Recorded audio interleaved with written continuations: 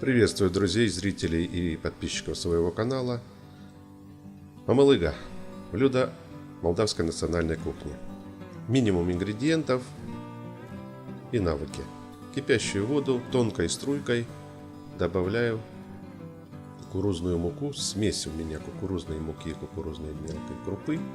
И не отходя от кастрюли, помешиваю в течение всего периода варки. Сначала, пока каша жидкая, я это делаю венчиком, а затем, когда она начинает вариться и загустевать, я перехожу на лопатку. Варил я буквально 15 минут. Блюдо состоит из минимума ингредиентов: подсоленная вода и кукурузная мука или кукурузная крупа. Как я и сказал, я взял смесь этих двух ингредиентов. Соотношение воды и муки должно быть 2 к 1. На 2 части воды 1 часть кукурузной муки.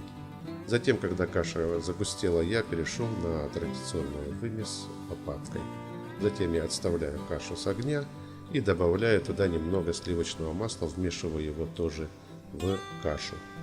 Даю немного настояться, и уже мамалыга готова к употреблению вместе со шкварками, ссылка на них у меня есть, и с сыром брынзой. Подписывайтесь на канал, жмите на колокольчик, делитесь ссылками с друзьями.